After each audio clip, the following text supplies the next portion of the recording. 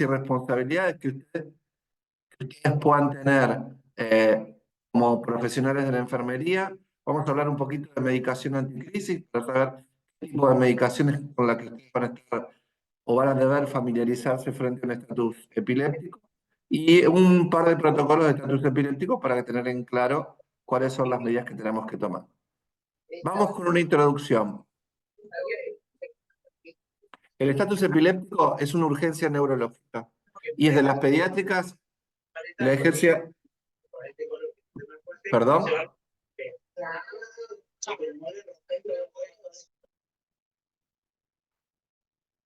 Ok, ¿puedo continuar? La prevalencia en la población infantil está aproximadamente de 5 a 20 chicos a 100.000 niños que consultan en una guardia por año. Y la mortalidad en pediatría por estatus epiléptico se estima en un 3% a corto plazo y en un 7% a largo plazo.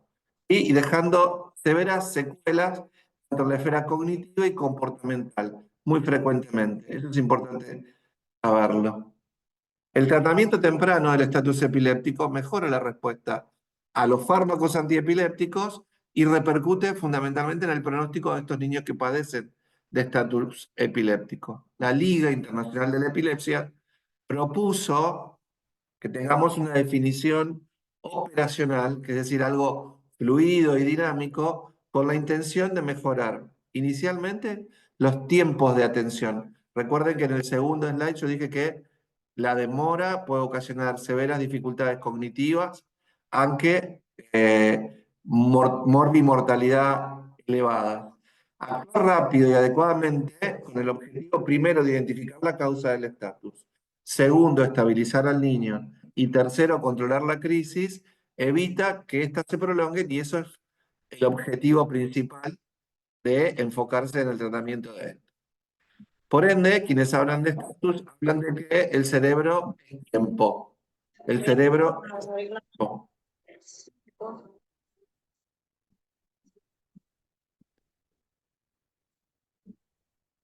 La falla en el reconocimiento de estas crisis epilépticas y la demora en instaurar el tratamiento, tanto en el ámbito prehospitalario como dentro del hospital, son ya dos argumentos suficientes para el desarrollo de guías consensuadas que los expertos contemplan cuándo es el momento oportuno o cuándo debe ser el momento oportuno con la consecuente disminución de estos efectos adversos que venimos hablando, tanto de las medicaciones como por no actuar en el tiempo adecuado. Para entenderlo mejor, armemos una suerte de camiseta del equipo que se dedica a tratar niños que tuvieron un estatus o enfrentar un posible estatus y tenemos que recordar lo siguiente. La ausencia de cuidados preventivos, o sea, si ese paciente, esa niña o ese niño que acude no tiene cuidados preventivos, eso es un factor de riesgo.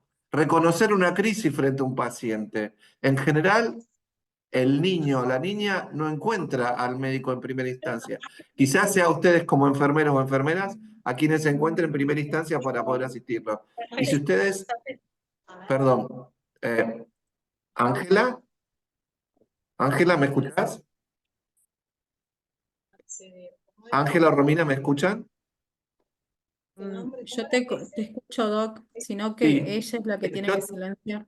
ok, agradecería porque hay No un me par fijo yo. de compañeros que están como con el micrófono abierto. Por ejemplo,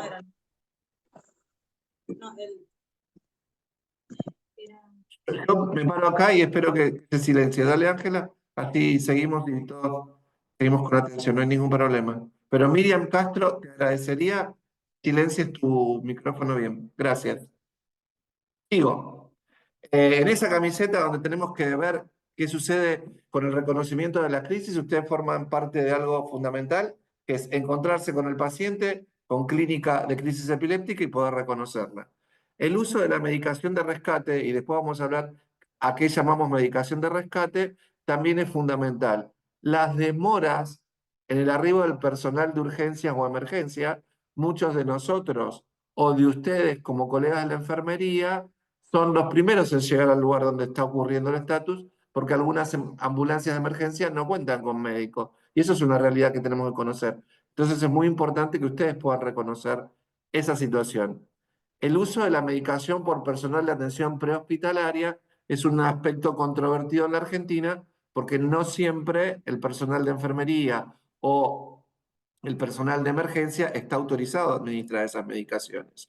Lo otro es el uso inadecuado de drogas anticrisis, tanto en la atención prehospitalaria como hospitalaria, y la medicación anticrisis hospitalaria son otros factores que pueden entorpecer esto. Para justificar un poco mi planteo, encontré una publicación en donde se describen básicamente cuáles son las situaciones que 3 hospitales en Argentina generan esta controversia o esta dificultad que hace que el estatus compulsivo no siempre se trate como corresponde. Hicieron una encuesta en 3 hospitales, uno de ellos pediátrico, y frente a la cantidad de preguntas que se hicieron, solo el 17% de los colegas médicos que respondieron correctamente. Había muy poca adherencia a guías internacionales de cómo tratar a un paciente en estatus. Y había una alta o amplia heterogeneidad en los algoritmos. O sea que, como casi siempre en Argentina, hacemos por lo general lo que queremos. ¿Cómo reconocer una crisis? Una crisis aguda o una convulsión se define como la ocurrencia de signos y síntomas a consecuencia de una actividad neuronal sincrónica y excesiva. Esa crisis ustedes la pueden ver de muchísimas maneras. En función del área cerebral, será la semiología que presente ese paciente. Puede presentar sacudidas clónicas, puede presentarse en una contracción tónica, puede presentarte en una ausencia, puede presentarse en una crisis parcial. Supongo que esto ya en los encuentros anteriores del curso habrán visto algunos videos y algunas denominaciones del tipo de crisis que pueden presentar. Y la denominación de transitoria hace clara referencia a que una crisis aguda tiene un tiempo de inicio y un tiempo de final. Ahora bien, un estatus epiléptico es una condición resultante de qué? De 2 fallos. Uno, de los mecanismos cerebrales de terminar o finalizar esa crisis aguda que definimos recién, o de establecer aquellos otros mecanismos que propugnan o prolongan ese estado de crisis en una forma permanente y extendida en el tiempo. Y esa condición es importante que ustedes puedan llevarse este mensaje inicial. A largo plazo incluyen muerte neuronal, injuria neuronal, alteración de redes neuronales, dependiendo del tipo de crisis y la duración de las mismas. Por ende, el concepto de cerebro es tiempo se aplica a rajatabla.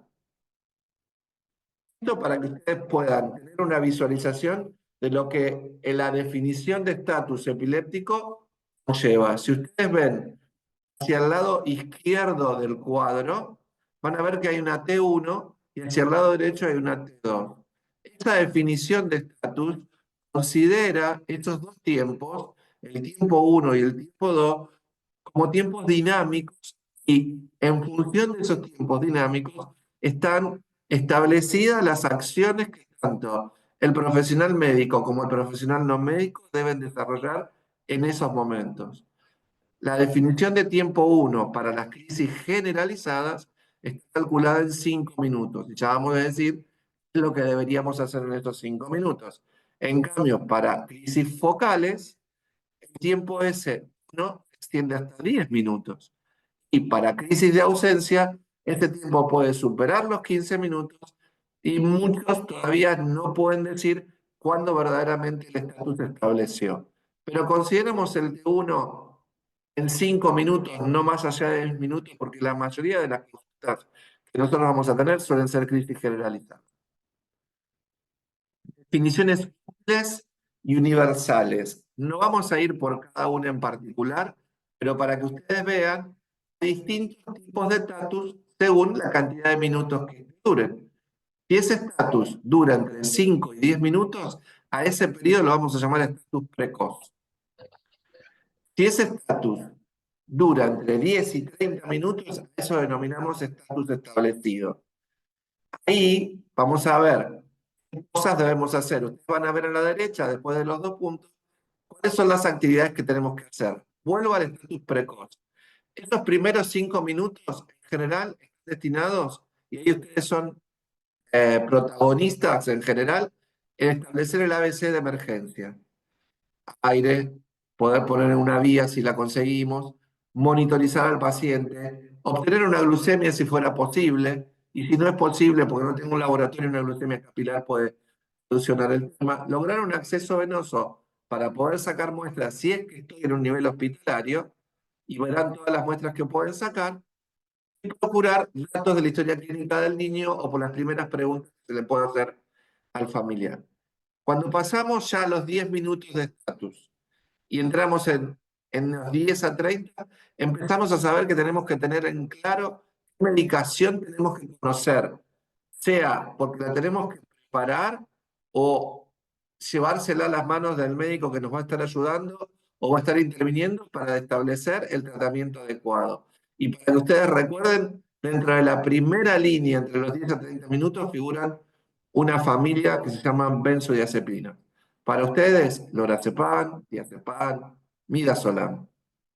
¿Cuál de ellos? La que tengan. ¿Cuál de ellos? La que tengamos. La bibliografía dice que todas son utilizables.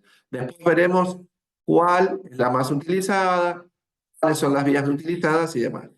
En una segunda línea, cuando este estatus ya se prolongó de los 10 minutos para adelante, vamos a tener otra familia de medicaciones, como son la fenitoína, el levetiracetam, el ácido valproico, el fenobarbital y últimamente la lacosamida. Por ahora en Argentina no creo que tengamos para poder usarla. Cuando ya pasamos esos 30 minutos estamos complicados y eso se llama estatus refractario. Esto obliga a que este paciente esté monitorizado en muchos aspectos y esto es sinónimo de que este paciente seguramente va a estar en una unidad de cuidados intensivos. Y después, superado las 24 horas, a este estatus se lo denomina suprarrefractario. Denominaciones que ustedes van a poder repasar porque esto va a quedar grabado y si necesitan la bibliografía, se las pasamos. Ahora lo que voy a hacer es dejar de compartir un ratito y poner un espacio de preguntas si es que hay preguntas. Si no hay preguntas, vuelvo a compartir. ¿Hay alguna pregunta? ¿Algún concepto que yo no haya dejado claro, que esté anotado en el chat? ¿Voy demasiado rápido? No, va muy bien, Doc. Se entiende ¿Voy muy bien? claro. Bueno, entonces continúo compartiendo. No hay preguntas. Continúo con la compartida. Bueno, entonces, pasamos del espacio de preguntas que no las hay, siempre pueden hacerlas en el chat. Y vamos a hablar de los escenarios de acción. ¿Dónde puede que... ¿se ve bien, no, Romy? Se ve perfecto, Doc. Ok, los escenarios de acción. Traté de poner algunos dibujitos, porque hay algunos escenarios, ustedes son todos enfermeras y enfermeras, pero hay veces que no se encuentran en un escenario de acción propiamente sanitario. Entonces puede haber no relacionados a la actividad sanitaria propiamente dicha, donde haya niños y donde habiten niños, como por ejemplo en el domicilio, como por ejemplo en un colegio, como por ejemplo en una sala de espera, sea de un sanatorio o de una clínica, o dentro de una sala en donde estoy internado, en una ambulancia cuando me trasladan por algún motivo, aunque en una unidad de cuidados intensivos. Entonces, a mí se me ocurrió dividirlo en dos. Los dividí en relacionados a la actividad sanitaria propiamente dicha y no relacionados. Para ambas situaciones, ustedes deberían estar más que preparados. Entonces, por otro lado, se me ocurrió decir, ¿qué responsabilidades y acciones tendría, o creo yo, que debería reconocer alguien dentro de la profesión enfermería frente a estas situaciones? Yo creo que hay responsabilidades previas y durante el estatus. Previas, reconocer clínicamente las crisis. Repito otra vez que ustedes tuvieron videos y tuvieron algunas clases reconociendo crisis. Entonces esto es fundamental, poder reconocer rápidamente si estoy frente a una crisis o no, o estoy frente a otra situación. Conocer el ABC de acción frente a una crisis epiléptica, que no es ni nada menos ni nada más que reconocer el ABC que ustedes utilizan en cualquier situación de emergencia. Aire es lo primero. Después verán qué otras cosas específicas frente a una crisis aguda deberán ustedes desarrollar. chequear la existencia de los elementos de asistencia y acción frente a una crisis epiléptica y probable estatus epiléptico. Esto creo que es acción fundamental de ustedes.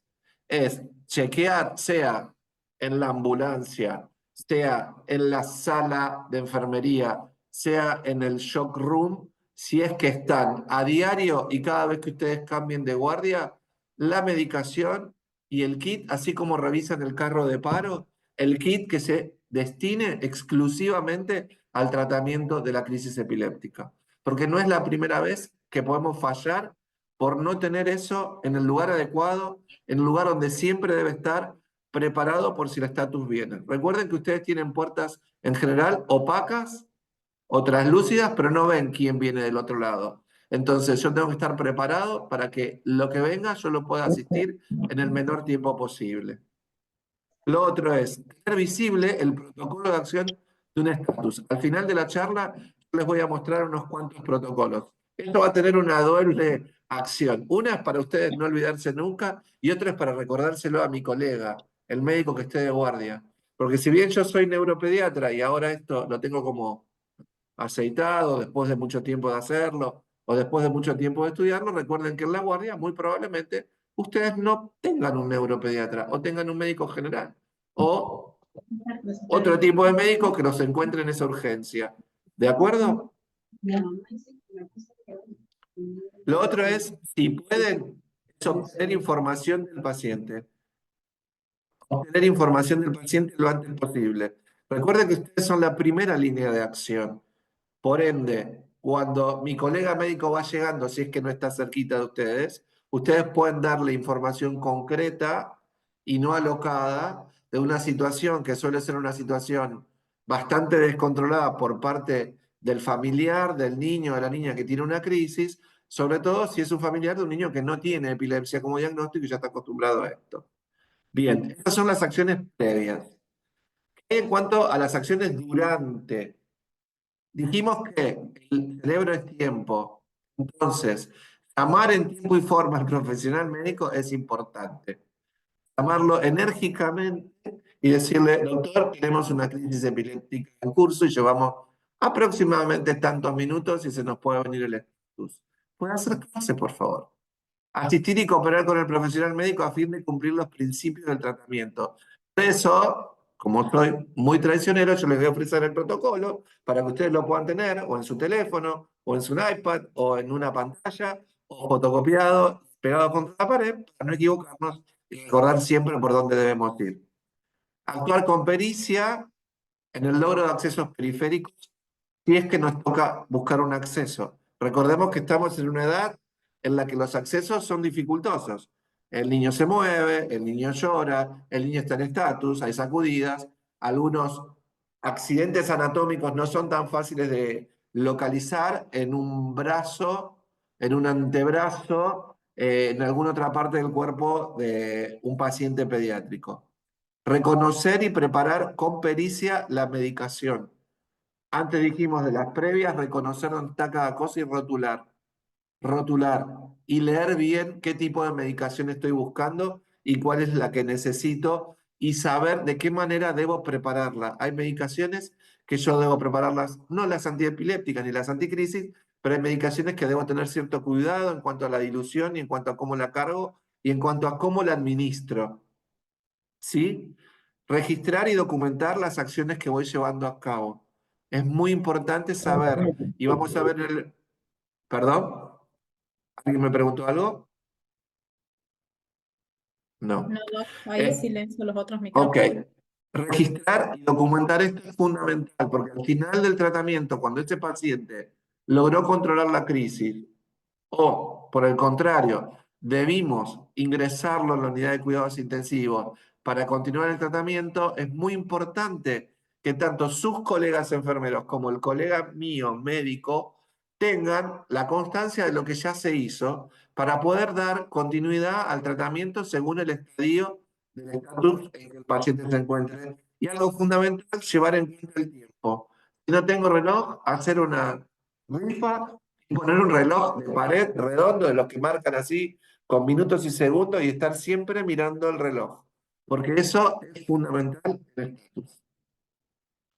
Vamos en cuanto a, dijimos, conocer qué tipo de medicación en cada una de las líneas de acción del estatus. Primera línea, recordar una palabra, benzodiazepinas. Nombres, lorazepam, diazepam, midazolam. Pero recordar esa palabra y es clave. Benzodiazepinas.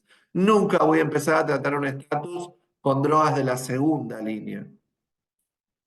Y lo otro que es importante en el registro de las drogas que usé de primera línea, no repetir el uso de esta droga de primera línea, porque fisiopatológicamente ese cerebro en estatus después de los 10 minutos no va a responder a las benzodiazepinas, pero sí los receptores primen el sistema nervioso van a responder y ustedes van a tener las consecuencias que son una depresión respiratoria y una profundización del coma de ese paciente, lo que va a obligar a que el colega tenga que proceder a intubar y la situación se pone un poco más tensa. En la segunda línea voy a tener fenitoína, levetiracetam, ácido valproico, fenobarbital y lacosamida. Recuerden que yo les estoy dando nombres de moléculas o drogas, no les estoy dando nombres comerciales. Cuando ya superen los 30 minutos, las drogas de segunda línea no van a ser necesarias y tampoco van a cumplir mucha función. Y ahí van a entrar en claro otras drogas que se llaman anestésicos que está midazolam, pero el que lo voy a usar por goteo o en bolo, a diferencia de cuando lo uso en la primera línea. Otra droga como el tiopental, el pentobarbital, la ketamina, el propofol. Todas estas drogas, en general, si hay entre el grupo de concurrentes a esta charla, gente que trabaja en una unidad de cuidados intensivos, esté más familiarizada con estas y el resto de los colegas que estén más en la parte ambulatoria o en la guardia general o en el servicio de ambulancia, estamos más familiarizados con las dos primeras líneas. Recordar, aquellos que están abocados a trabajar en UCIP o en la unidad de terapia intensiva neonatal, hay otras drogas anestésicas y otras medidas que se utilizan para tratar los estatus suprarrefractarios. Entonces van a encontrar con que tenemos que pasar inmunoglobulinas o corticoides en altas dosis, o viene el neurólogo que está a cargo de la parte de las consultas en terapia intensiva y dice, este paciente va a entrar en dieta cetógena, y ustedes van a decir, ¿cómo? ¿En dieta de qué? Y es una forma de poder también tratar el estatus utilizando una dieta. También se pueden utilizar otros medios como lavar el plasma, que se llama plasmaféresis, o también se puede utilizar otro método como hipotermia. Así que aquellos que estén abocados a trabajar en terapia intensiva ya se tengan que familiarizar con que un estatus también se trata de esta artillería de cosas. Vuelvo al espacio de preguntas y espero que haya alguna pregunta, porque fui demasiado rápido.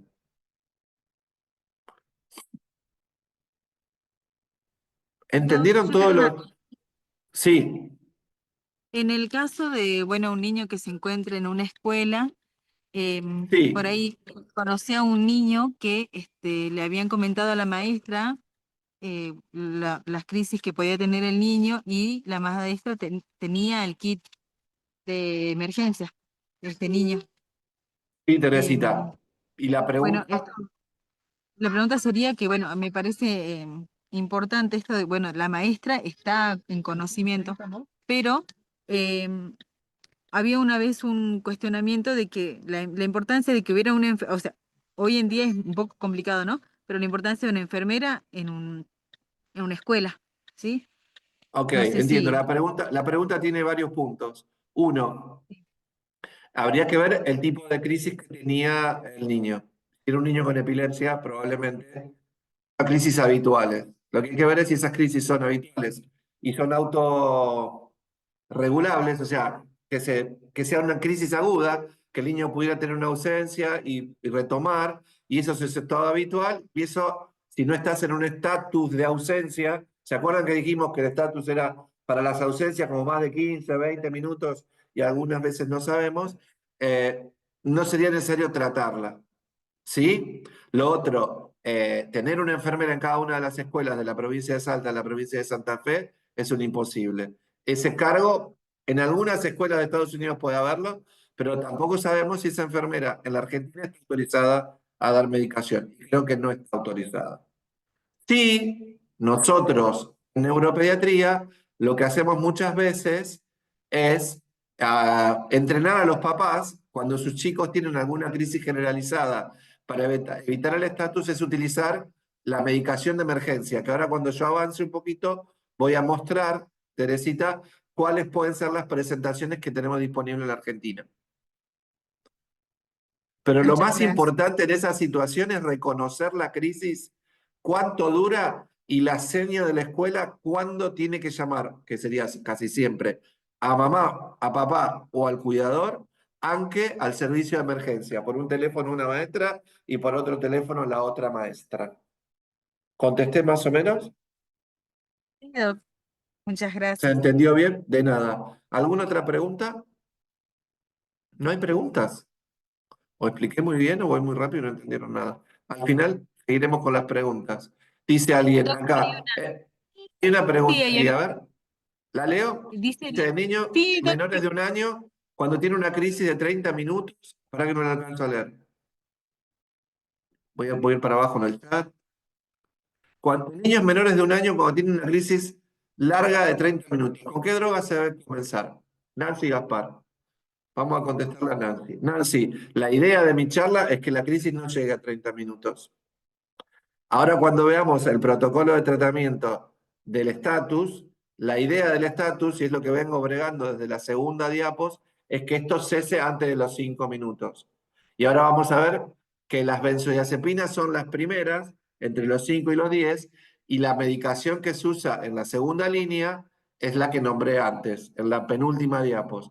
Fenitoína si tengo, fenobarbital si tengo, levetiracetam si tengo, y para esta necesito viendo venosa. Por ende, ese tratamiento no lo voy a poder hacer en la escuela ni en la parte ambulatoria, salvo que tenga una unidad de emergencia y en la unidad de emergencia haya un médico asociado a un enfermero de emergencia y prepare todo y empiece eso a ir yendo hacia el centro de atención, creo que lo ideal sería encontrar el centro de atención, sea una atención primaria, sea un centro de atención de segundo nivel, sea uno de tercer nivel como el Hospital Materno Infantil de ustedes, en donde la cosa se haga en el shock room, aunque en la sala de cuidados intensivos. Tanto en los menores de un año como en cualquier edad. No hay edad para tratar el estatus. El estatus se debe tratar siempre. ¿Contesté?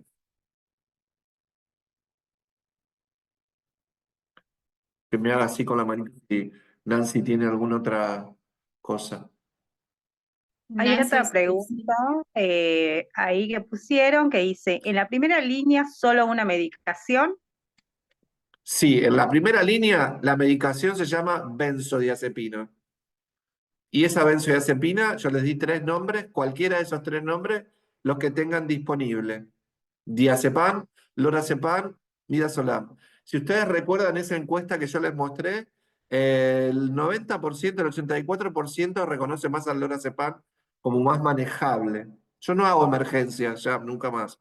Para la que me pregunta en cuánto debemos diluir la medicación.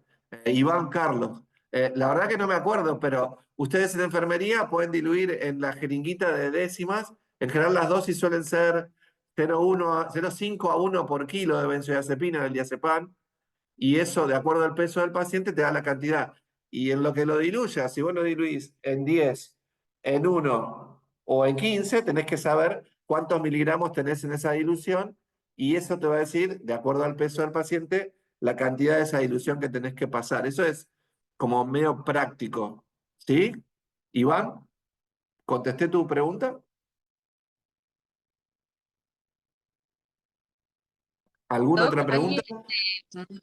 para hacer una salvedad, va para Sí. aportar nada más, mejor dicho, el lorazepam que viene en 4 miligramos, nosotros lo diluimos en una jeringa de 5, lo llevamos a Bien. 4, entonces queda 1 igual a 1. Perfecto, entonces vamos a hacer un ejercicio. Vos en 5 centímetros tenés 4 miligramos, ¿sí? Y vos tenés un chico de kilo que tenés que ponerle 0,5 por kilo. Ahí tenés que darle 5 miligramos. Prácticamente le pasás todo. Pero lo que tenés que ver es que esos 5 centímetros que le estás pasando, los pases lento. No se los pases en bolo así, porque lo que vas a lograr es una depresión respiratoria inmediata y va a tener que buscar la bolsa, la máscara, el tubo para poder intubarlo. ¿Está? ¿De acuerdo? Sí, Doc, gracias. También el Eso es lorazepam viene con esta consistencia, es como aceitosa, entonces también en la dilución esperamos un momento para administrarla, porque tenemos que mover un poco la jeringa para que se vuelva más, se diluya En con el... eso ustedes me enseñan a mí, porque es tarea imprescindible e indispensable de ustedes. Acá Andrea pregunta, por ejemplo, niños con abstinencia de tratamiento. No sería abstinencia, sino es con falta, con no adhesión al tratamiento, por falta de acceso a la medicación. Llega a la guardia, se le coloca oxígeno, con la vía y si se puede con la vía, lo hicimos. Tengas o no tengas medicación, o sea, esto es importante. Muy bien, Andrea. La no adhesión al tratamiento suele ser una de las causas más frecuentes de estatus convulsivo o estatus epiléptico en los pacientes que tienen epilepsia. Lo tengo que tratar igual con el diazepam. No es que le voy a tener que administrar la medicación que no viene tomando y eso lo va a sacar del estatus. El estatus es una condición. Después, cuando lo tengo internado, vuelvo a buscar la medicación que faltaba, pregunto qué medicación tomaba y reinstauro el tratamiento. Pero el estatus lo tengo que tratar igual. ¿Sí? Después dice Allende Rosana. Cuando demora el tratamiento de un paciente en estatus, ¿qué consecuencias? Ok, las consecuencias. Después de los 5 a 10 minutos, lo que podés tener es lesión neuronal. Hay cambios fisiopatológicos en las neuronas que hacen que perdamos números de neuronas. Recuerden que muchos de estos pacientes que ingresan por estatus son pacientes que aparte de tener epilepsia, suelen tener una comorbilidad. O pueden tener retardo mental, o pueden tener trastornos del comportamiento. Y la presencia y la no resolución del estatus puede pronunciar mucho más esos estados. O sea, esas consecuencias a largo plazo de las que hablamos se pueden pronunciar más. ¿De acuerdo? Por eso, otra vez, lo de cerebro es tiempo.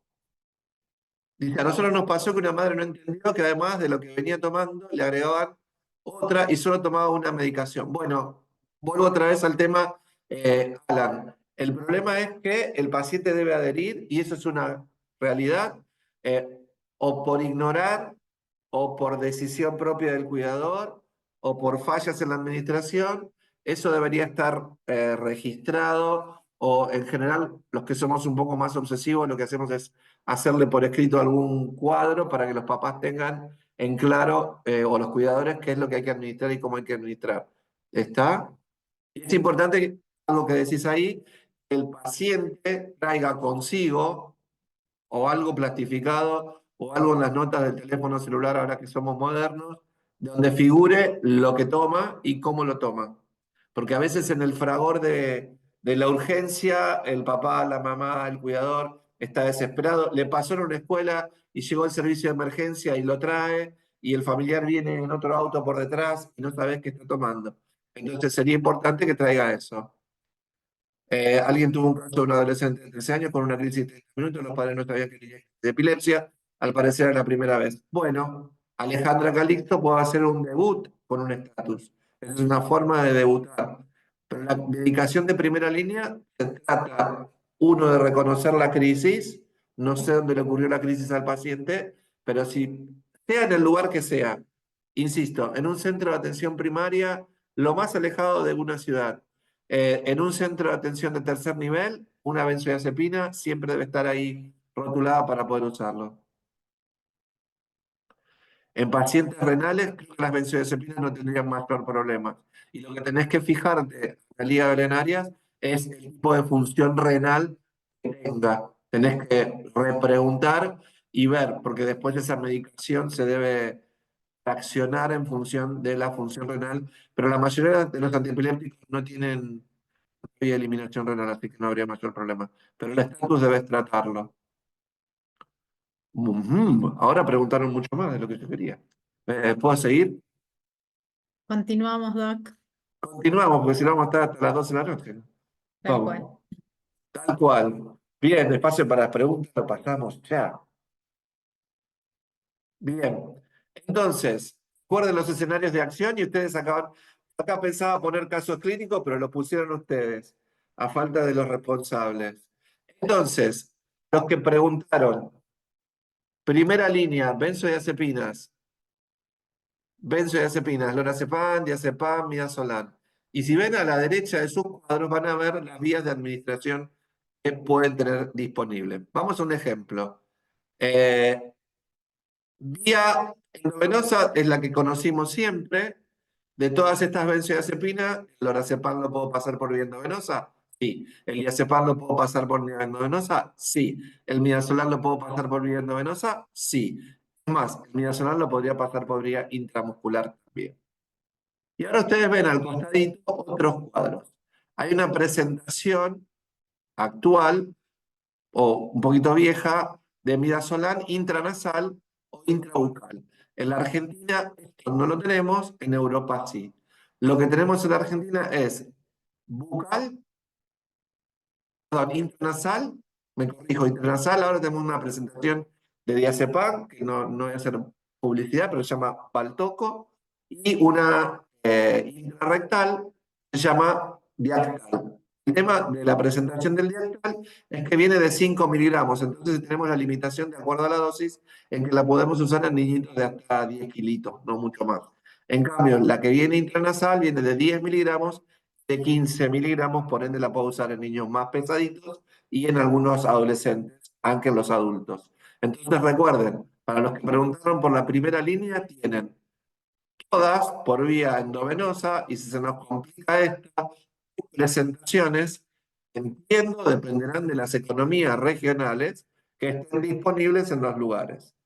Y por ejemplo, esta intrarrectal de Diactal, menos en la época en que yo trabajaba en el Hospital de Niños de la provincia acá en Santa Fe, los papás podían tener un par de ampollitas en la heladera cuando vivían muy lejos, tenemos muchos chicos que viven en el campo, entonces hacían la administración, iban raudamente al centro de atención que tuvieran más cerquita. Recuerden que aquí tenemos pacientes que viven en el campo 20, 30 o 40 kilómetros del centro más cercano, entonces ya le avisaban al médico o al personal de enfermería que los recibía en el pueblito, en el hospital del pueblo, que habían administrado para ver si pasaban a la segunda línea.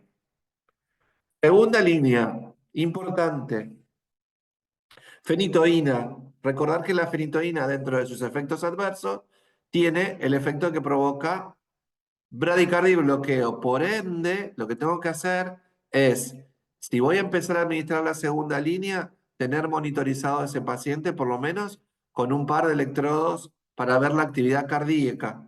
¿De acuerdo? No necesito un monitor multiparámetros en la guardia. Si lo tengo mucho mejor. Si este paciente está en la unidad de cuidados intensivos, con mucha más razón, seguramente tengo un monitor multiparámetros para monitorizar la frecuencia cardíaca. El fenobarbital. Recuerden que el fenobarbital es un barbitúrico, un depresor del sistema nervioso central, por ende lo que tengo que ver también es el estado de conciencia. Perdón.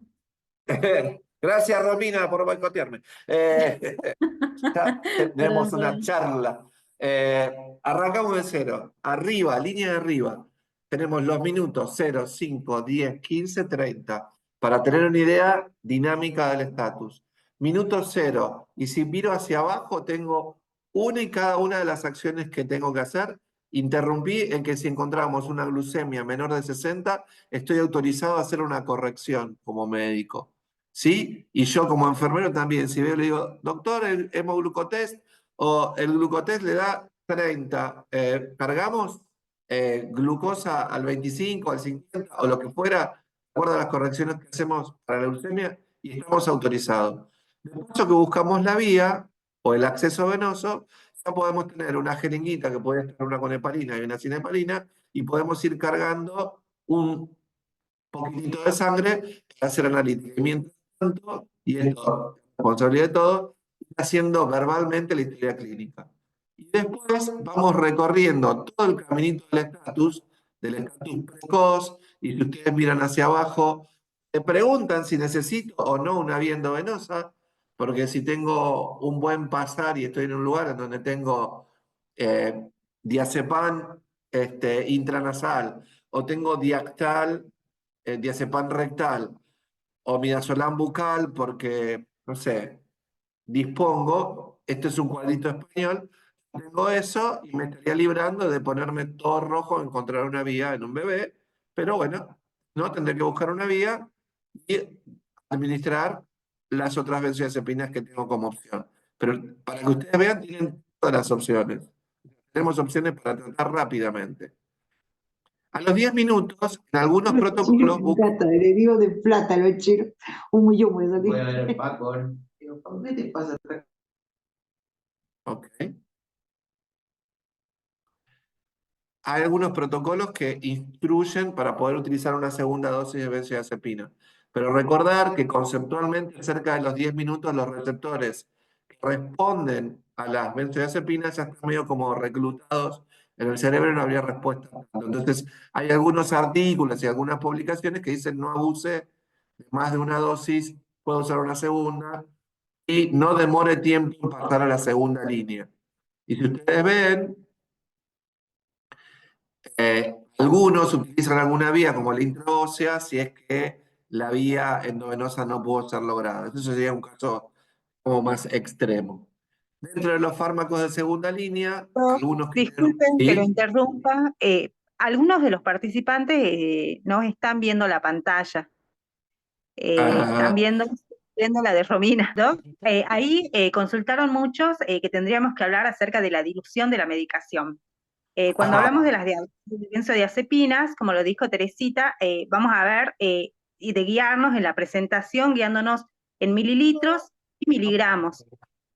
Como dijo ya, Tere, el lorazepam es 1 miligramo, 1 mililitro. Lo que nosotros hacemos es llevarlo con agua destilada a 4, cosa de que equiparar el 1 mililitro igual a 1 miligramo. Hacemos lo ok, mismo con el diazepam y con el midazolam. Es igualar y del igual vamos a pasar la dosis que nos indique el médico. ok. Yo lo que, digamos, eso me lo enseñás vos a mí y me lo estás enseñando perfecto. Lo más fácil para mí es esa dilución será la que tengan estipulada ustedes. Por ejemplo, en Salta puede que hagan esa. Ponerle que en otra ciudad decidan utilizar otra dilución. Lo importante es que ustedes tengan en claro es cuántos miligramos tienen cargada en esa dilución. Porque si yo diluyo en 10, en 5 o en 15, voy a tener la misma cantidad de benzodiazepina o de la droga que fuera. Entonces tengo que tener en claro qué es lo que voy a administrar. ¿De acuerdo? Eso me enseñan ustedes a mí y entre ustedes. Eso no lo voy a discutir de ninguna manera, porque ustedes son los que me dan a mí la pauta. Vuelvo a compartir. Hay algunos desobedientes que siguen Viendo con su el pantalla, va a micrófono. continuar. ¿Se ve bien? Se ve Muy bien. bien.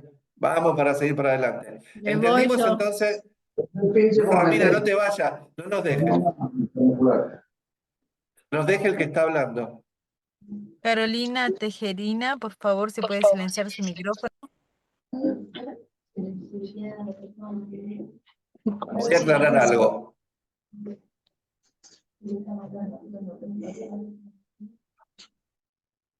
Ok. Este cuadrito quedó en claro. Me dirán ustedes, chicas, Romina, Ángela, Teresita, si el cuadro quedó en claro. Lo que traté es de ilustrarlos con un cuadro de estatus. Se ve bien. Sí, sí, sí, Si quiere, bastante puedes bien. sacarle fotos.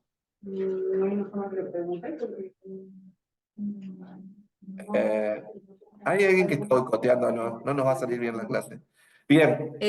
Carolina Tejerina, por favor, Carolina si puede Tejerina está de silenciar. enemiga. Ella debe ser de otro equipo. Silenciar a Carolina Tejerina lo pedimos. Muy bien, gracias Soledad Rodríguez que dice que quedó claro el cuadro. Y seguimos. Este es otro, para que ustedes vean, no hay un único protocolo. De acuerdo al centro de salud o al centro médico que yo tenga, en general todos mantienen el mismo concepto, los mismos conceptos de estatus epiléptico temprano, el establecido, el refractario, el suprarrefractario. Cada uno tiene en función de sus recursos la forma de organizar el protocolo. Pero lo que no podría haber, vuelvo para atrás, es la ausencia de protocolo. Y eso es algo, cuando ustedes vieron la diapos de o el slide de la camiseta, yo señalé muy bien, la ausencia de protocolo lleva al desorden. La ausencia del protocolo lleva a que el colega médico, por ahí, no esté familiarizado con el estatus porque justo le tocó reemplazar y ese día no tenía muy claro todo esto del estatus. Entonces, el protocolo pegadito en la pared, con la pantallita de mi teléfono o en el screen de la compu que está, si tenemos tantos recursos, tenemos una compu ahí en el showroom, va a ser de mucha utilidad. Entonces, protocolo 1 para ustedes, protocolo 2 para ustedes, protocolo 3, y este es el que publicamos a la derecha abajo, van a ver que hay un manual de tratamiento. Pueden ubicarlo, es el protocolo que nosotros pusimos en un manual argentino de neurología infantil y neurodesarrollo. A mí me tocó hacer este capítulo y este es el protocolo que nosotros recomendamos. Lo buscan en el manual y si no lo tienen aquí. Y sigue básicamente los mismos lineamientos que los demás. ¿De acuerdo? Ahora, ya como para ir terminando esto, ¿por qué consideramos esto de estatus aparte de mejorar la condición clínica del niño o de la niña? Primero por una cuestión de costos. Cuanto más tardo en tratar esto, más dificultades voy a tener gastando más elementos para la detención de ese estatus. El pronóstico a largo plazo es otro punto importante y que mejora el pronóstico y la sobrevida de estos pacientes, a lo que denominamos outcomes. Conclusiones. Reconocer el escenario donde ocurre y donde el niño padezca una crisis es fundamental. Estoy en la calle, estoy en la casa, estoy en un parque, estoy en la escuela, estoy en la puerta del hospital, estoy adentro de la sala de espera, estoy en la sala de internado o estoy dentro de una internación de complejidad. Reconocer y seguir las guías de tratamiento. Estas guías son de los últimos 3-4 años, no ha habido grandes cambios, salvo esto de la lacosamida, se está usando para la segunda y la tercera línea, sobre todo para la segunda línea, pero nosotros no la tenemos disponible. Seguir siempre los lineamientos del ABC en emergencia y en estatus epiléptico.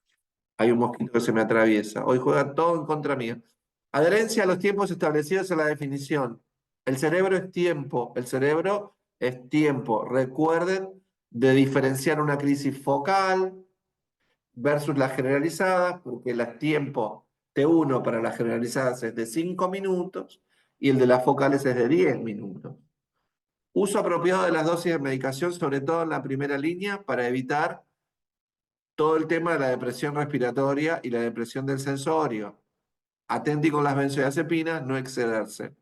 ¿Sí? Y recordar que altas dosis o dosis repetidas de esta, más de 2, por ejemplo, están relacionadas con efectos como depresión respiratoria, por ende necesidad de intubación y recurrir a la UCI